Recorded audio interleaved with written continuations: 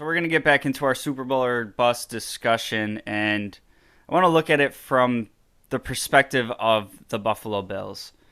Um, Now, on paper, the Bills have stayed largely the same, and the changes that we've made for the most part, I think most people would consider improvements. You're looking at, again, going into the offseason, revamping the defensive line. We lose Harrison Phillips. We bring in Daquan Jones, Tim Settle. We bring back Shaq Lawson, Jordan Phillips. Bring in, obviously, Von Miller. So some changes there. And it looks like, on paper, that's going to be a better unit. But, the addition of Von Miller makes that pretty easy. But I'm still looking at it with a slight amount of hesitation because pretty much since Bean has gotten here, it's been every offseason he's been loading up in the trenches, both sides of the ball. And we've had the highest paid defensive line in the league and didn't see much results. So that I have that in a plus column right now. But who knows how it plays out on the field. I have great confidence that it will, but I have in the past. Staying on the defensive side of the ball, we don't know what's going on with Jordan Poyer yet. Now, he has said in the media that he wants to win a ring with Buffalo before he leaves. There's no place that he'd rather be right now. That's great to hear. It gives me a good amount of confidence that they're going to get a deal done, and I was already pretty confident that they'll get something done here. But until that contract's signed and that contract dispute is settled, that's not something that we can count on. And if he's not there, yeah, we have some options that we're working on at safety, but that's a big hole. Especially if Trey White is missing the beginning of the season, that could be two all-pro players that have been key contributors on this defense. We might have to start the season without Trey White for 6-8 weeks. Who knows? We might have to go through the whole season without Poyer. That's a significant change that kind of changes the dynamic of the defense. We've had changes along the offensive line. Again, to me, looks like should be improvements, but still have to wait to see how it all comes together. Roger Saffold, I think he's an upgrade. He's also getting a little bit older, so has he lost a step at all? Are there any injury concerns there? Something to keep in mind. And the depth there seems a little shakier than we've seen in years past. Still some good depth, but not quite as deep as we've been in years past.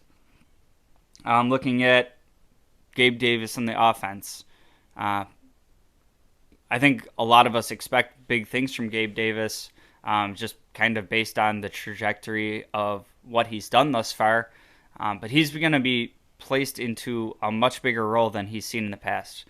He's going from being a number 4 receiver with Emmanuel Sanders in front of him, with Cole Beasley in front of him, to kind of being that true number 2. Now, we did add Jamison Crowder, so that kind of could make them 2A, 2B type deal. Did add Khalil Shakir. Still have Isaiah McKenzie, Marcus Stevenson. We still have all those guys in the mix. But when I'm looking at just a straight-up depth chart of the Bills wide receivers, to me it goes Stephon Diggs and Gabe Davis at number 2. And it's gonna be a big step for him to have to take on, all of a sudden you're looking at the team's second best cornerback versus kind of who's the guy left over after you're covering the top 3 options. I do think that we continue to see big plays and big production from Gabe Davis. I think what has made his game special so far is kind of similar to what makes Josh Allen special at quarterback, and that's kind of the off-script stuff of when the play breaks down, him and Josh have a great chemistry of knowing where each other are going to be to get a play done. But again, as with the other things, I can have all the confidence in the world, but I can still write that down as kind of a question mark of going from number 4 receiver to number 2.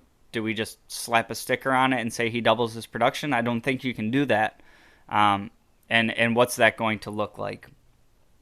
I think the biggest question mark for me as to the Bills being able to repeat their success from last year or take it a step further is going to be the change at offensive coordinator. Obviously, promoting Ken Dorsey, bringing in Joe Brady, bringing in some coaches around him.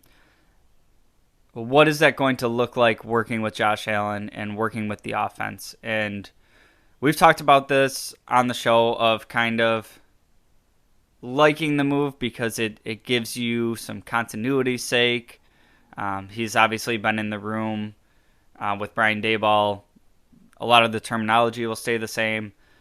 And I guess my biggest concern here would be the fact that he's never been a play caller in the NFL.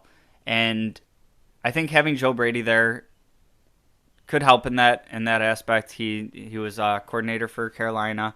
But it's something that we kind of have to see how it plays out on what kind of coaching decisions is he making. Are we going to see him run it 3 consecutive times for 3 yards coming out of the half? Or are we going to see some more creativity?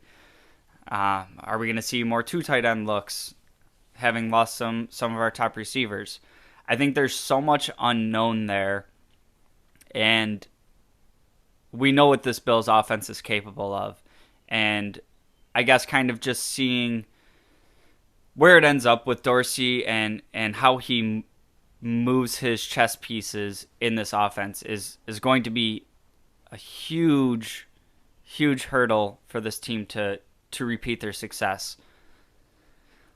So overall, I guess my take on this discussion is I try to remind myself that we're only like 5 years removed from this Bills playoff drought.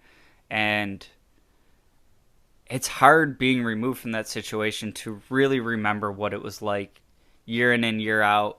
I remember a year we had Trent Edwards. We started out like 4-0, 5-0, something like that. And I was like, oh, dude, we found our quarterback. We're going to the playoffs this year. Like, it's cherries on top from here on out. He gets smacked by Adrian Wilson, gets a concussion, never comes back the same player that he was. So I'm trying to keep it in the perspective of how many consecutive years that I was like, I don't care about talking about the Super Bowl right now. I don't care if we're one and done. I just want to make the playoffs. If we make the playoffs, I'll be happy.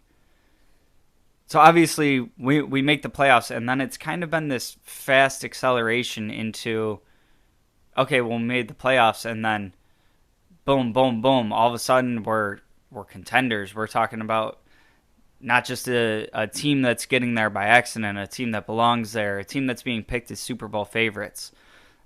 So while this is happening, I don't doubt that the Bills are going to win a Super Bowl or 2 with Josh Allen. Does that mean that I'm ready to label this season Super Bowl or bust? I can't get there. And for me personally, I don't think I'll ever really be in a Super Bowl or bust mode. I think there's so many things that happen in football that you can't account for when we're talking about the season in July. You're looking at injuries, just some weird bounces, some weather games, all that goes into a season, and it's hard to win a Super Bowl. It's hard to win games in the NFL, and being a team that's good enough to overcome all of that is really what you're looking at. Throw a cliche out there. Any given Sunday, who expected the Bengals to beat the Chiefs last year? I don't. Maybe it's more people than I think, but I certainly didn't. So for me, that's a big part of it. I think there is a certain level that we've come to expect with this team. Like if we lose in the first round of the playoffs, yeah, I'm willing to label that as a disappointment for the season. And I will say that pretty much anything short of winning a Super Bowl, with this team that we've assembled, with the quarterback that we have, with the coaching staff that we have, yeah, I think that anything short of winning a Super Bowl will have its level of disappointment. But I also don't think that means that the season is automatically a waste. The biggest thing for me in this conversation is we've found a franchise quarterback. And for my opinion, as long as we have Josh Allen under center, the Super Bowl window is open. And kind of the way the contracts are going to be coming up, they're going to coincide with the new TV deal coming. So right now it looks like we're really going to be hampered by the salary cap going forward. I think much like some of these other contracts that Bean has signed, when we get 2 years into this Josh Allen contract, it's going to look like a budget compared to what some of these players are going to be getting. So I think we'll still be able to field a talented roster around him, and it's not going to be all on him. So for me, again, I can't consider this season just a bust if we don't win it all. Like I said, we got the poll out there now, so go ahead and vote on that. Let us know what you think. Leave us a comment. Anything you agree with, anything you disagree with on what I said here. And we're going to start off next week's show kind of looking at that and seeing where you guys stand